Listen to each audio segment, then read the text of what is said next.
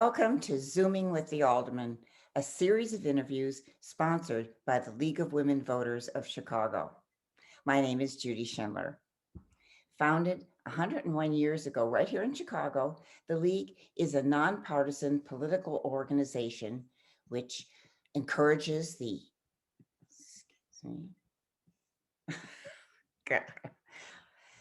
guys, I'm going to start over again. Welcome to Zooming with the Aldermen, a series of interviews sponsored by the League of Women Voters of Chicago. My name is Judy Schindler. Founded 101 years ago, right here in Chicago, the League is a nonpartisan political organization which encourages the informed and active participation of citizens in government.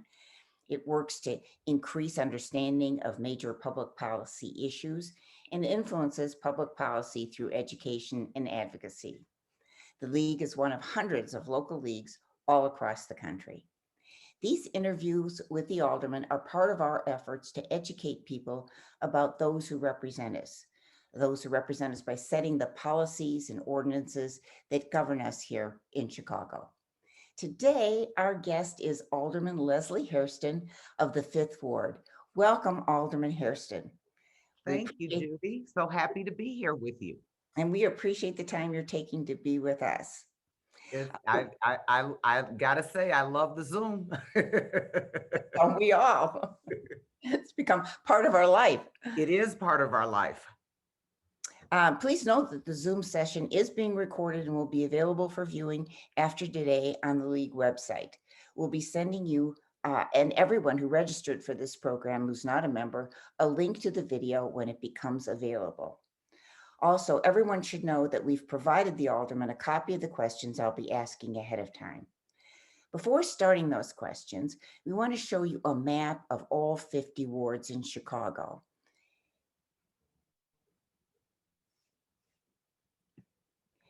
And I wonder if you could point out where the 5th ward is.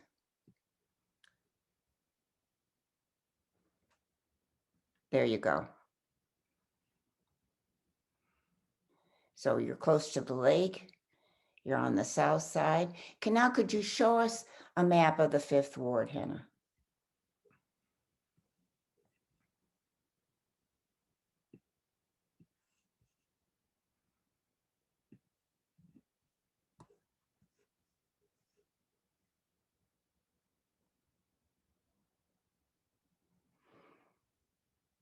Okay, let's get started.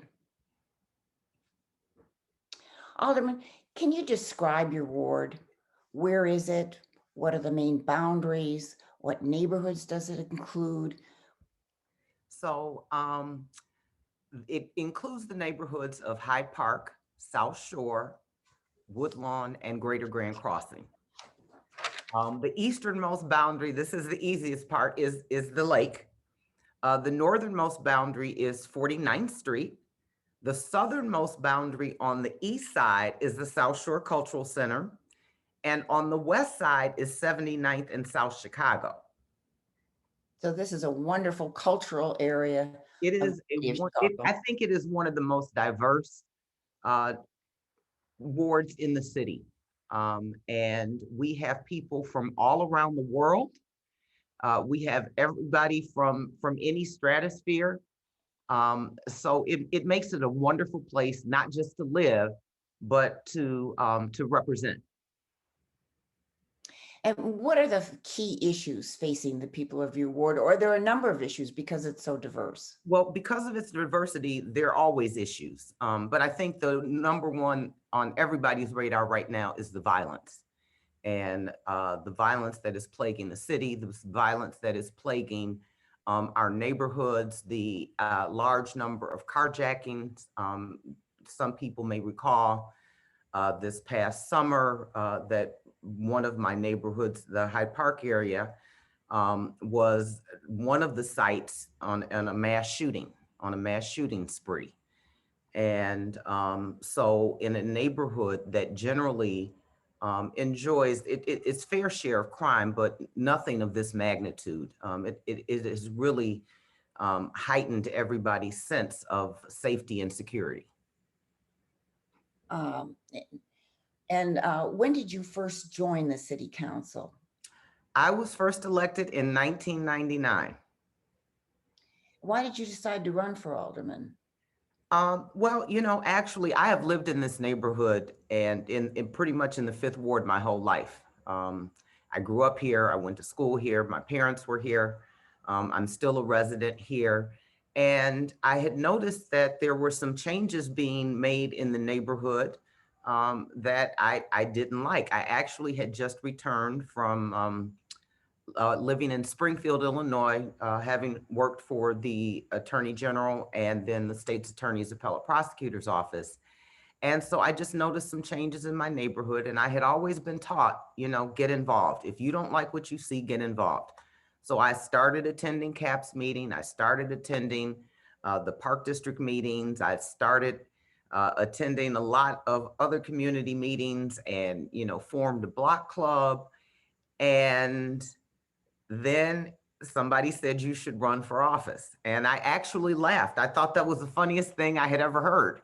And I remember having a conversation with my mother who said, politics is so dirty. And I said, but I'm not interested in that. I'm interested in making changes. I'm interested in doing good, helping people. And so I told someone that I would think about it, never thinking that they would come back to me and remind me. I said, give me 6 months to think about it. And when 6 months came, they called me and they said, you're running. And I said, okay. And during that time, I had an opportunity to meet several times with Linda Prey and with Bob Mann, who gave me invaluable information and lessons and helped me until their deaths. So I am proud. I learned from the best. And do you have any regrets? Every day. Every day. Yeah, I mean, obviously, it's an incredible amount of work. No 2 days are the same. So it's not a regret. It's how did I get here and why am I still here? Do you have employment right now? Pardon me? Do you have any other employment? No, I do do a summer writing program for law students that I created when I was with the state's attorney's appellate prosecutor's office.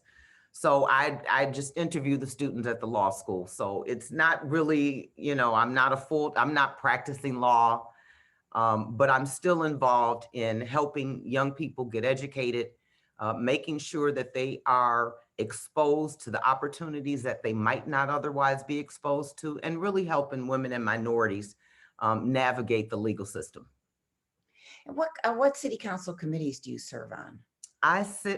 Everybody sits on the rules committee. I sit on the aviation committee. I sit on the budget committee, and I'm vice chair of the finance committee. And can you tell me about something of how these committees work? Well, they're supposed to be decided by the aldermen, but the way that they've worked under every administration that I've been under, the appointments have come by the mayor and have been confirmed by the city council. I think we are one of the few bodies, unlike any other body, where committee appointments are given or are determined by seniority, and we do not do it that way. So usually it's somebody that has some allegiance to the administration that gets those appointments. What, if any, changes would you like to see made in the operations of city council? So I think the committee assignments, is one thing. They should not be handed out as, favors. I mean, because the work that we do is very serious. And I would like to see a more active, a stronger city council. When you say a stronger city council, what do you mean by that? Well, when you talk about the committee appointments, I would actually like to see us meet and to talk about committee assignments and let it come truly from the city council and not from the mayor's office. I see. And how would that change things?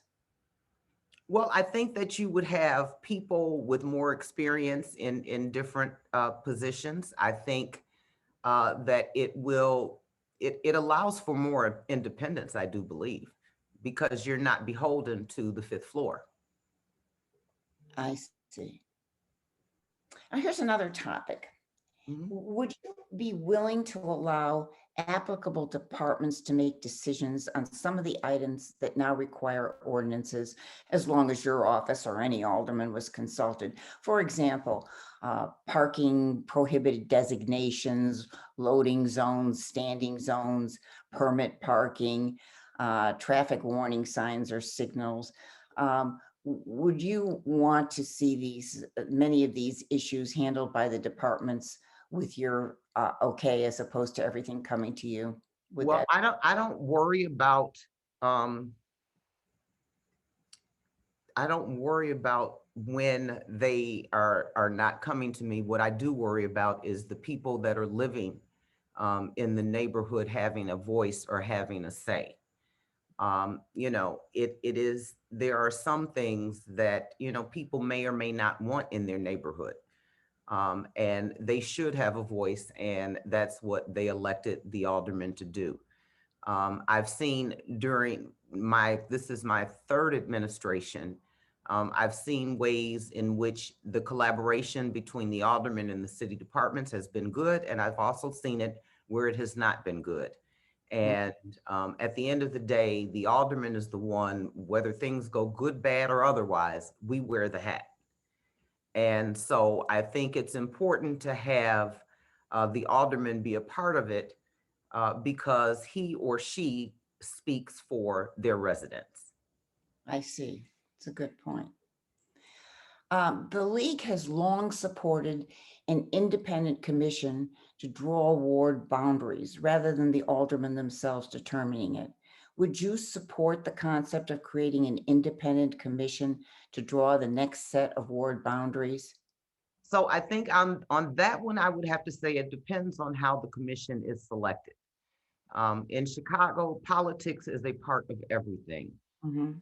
And if we recall, part of drawing the ward boundaries is to make sure that voters are not disenfranchised and that there is representation. So in communities of color, it is important that they have uh, the right numbers in order to that they can have elected representation. So that would be the only caution, and that's something that I think uh, actually being an alderman actually brings a lot because we know the communities, and just looking at the numbers does not tell you who these people are that are in these communities. So if this commission were required to interview communities, would that solve that issue, or would it I, be the makeup of the commission that would solve the issue? it possibly could. I mean, again, I've always represented an independent ward, so some of the gerrymandering that goes on has not happened. And then also because of where my ward is located, I can't go any further east because I have the lakefront. It's different for me. I would not have a problem with that. However, I do believe that there is value. So I'd like to see, maybe a hybrid where it's collaborative. Oh, interesting. That's a great idea. Here's another issue. Are you familiar with ranked choice voting? I am. I actually am. It was actually a topic during the last president, presidential can, presidential election. One of the candidates was an advocate, and while I was doing my research, looking, I think that at the federal level, it's been mostly applied. Looking at it locally, I think again there is some merit to that. To our audience, I'd like to explain that currently that when one candidate for mayor or alderman does not receive 50% plus one vote in the February election, then the top two vote getters are mandated to a runoff election on another ballot in April. But with ranked voting, voters would select their first, second, or third, fourth choices, and so there would not have to be a runoff. the votes would be counted that way. Is that something you think you might support locally? I actually would support that. I would support that. As someone who was in a runoff in the last election, it's an incredible amount of money, and still paying debt. But also I think it. How do I want to put this? It prevents people from some of the politics that's gone on in the city of Chicago by putting a candidate up to be a spoiler. Mm-hmm. It Oh, yes, right. right. So I think that on a local level, because those are tactics that have been used in the past. I think it also cuts down on negative campaigning. So what happens from the first during the first part of the election, and if there's a runoff, the increase in the amount of negativity increases. So I think that there would be an opportunity for less negative campaigning, Very good. and it would be least not as expensive. Also a good point. Yes, yes. So if the league were to support one of your initiatives, what would you like us to support and what steps would you recommend that we take? So I've given that a lot of thought, and there are a lot of things that you all could support, but I think the one that would resonate most is the Anjanette Young ordinance, which I am one of the sponsors, one of the lead sponsors of. And basically, it prevents no-knock warrants Mm, by the police department. And as we have seen in the case of Miss Young, other than the fact that it was the wrong address, and they told her that, but the fact that she was left standing there for many minutes uncovered is reprehensible, is reprehensible. And so one of the things that I recommended straight off, which I think has been adopted, is that if there is a female on site, there needs to be a female officer present. There was no way that this woman should have been in a room for upwards of 20 minutes, unclothed, with all these men and with their guns drawn. It makes the other thing that the ordinance does is it prevents the police from pointing guns at kids in a house. So I'd be happy to forward you a copy to join on. Right now, it is in the Public Safety Committee. We have not been given a date when there will be a hearing. But since then, the administration and the police superintendent have put some policy out there that is not strong at all. And so what I would encourage you to do, now is the public comment period. It's open for 15 days. And I would go on there and I would tell them to support the Anjanette Young ordinance that's co-sponsored by myself, Alderman Sophia King of the 4th Ward, Alderman Maria Haddon, and I want to say Alderman Jeanette Taylor of the 20th Ward. that's wonderful. Oh, well, thank you very much. That's a great answer. So what are several things you would like to get done besides this ordinance? What else would you like to get it done or at least started during the remainder of your term? So as of yesterday, and you'll be hearing more about this, we do have a citizen oversight of the police agreement between the two organizations, CPAC, or the coalitions, CPAC and GAPA, which each had different ways, but they came together and have created an ordinance which will be released shortly. So I would like to see that. That's been 6 years in the making. It's got thousands of supporters, and I think that we need that civilian oversight over the police department.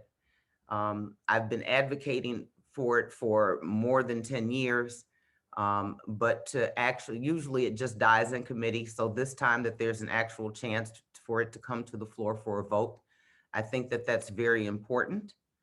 I'd also like to see some things happen in my ward. We're hopefully this year we will have the groundbreaking of the Obama Presidential Center. which is a great opportunity. And I have been working, and the community has been working for years now to make sure that we are getting jobs, that we are training people, that we are able to turn our neighborhood into a more thriving neighborhood with opportunities and benefits for all. I think it's going to be a wonderful boon to the city of Chicago for tourism. I do think that people will come specifically to Chicago for that. So, Well, with I think that's great, but let's not forget the Museum of Science and Industry is right next door to it. right, So I'm very proud. I'm a proud fifth warder. And just the opportunity to see a vibrant community again. I am so excited about that. wonderful. Well, thank you, Alderman Harrison. Thank you so much for being with us today. It's been very enlightening, and I've certainly enjoyed it. And I want to remind everyone that a link to this program will be found on the Chicago League's website. And everyone who's registered for today's program, who's not a league member, will receive an email with the link, along with an invitation to join the league and to sign up for notices for future programs. We hope you will join us for future Zooming with the Aldermen programs.